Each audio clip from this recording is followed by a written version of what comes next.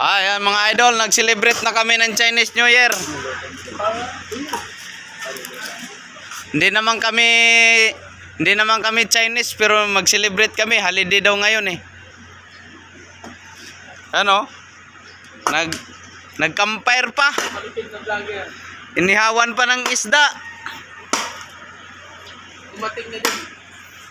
Niloloko lang tayo ng ano nito. Holiday pa.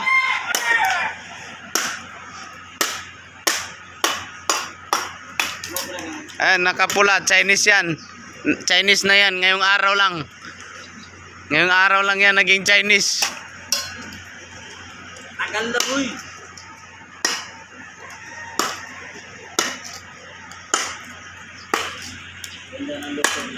This na oh.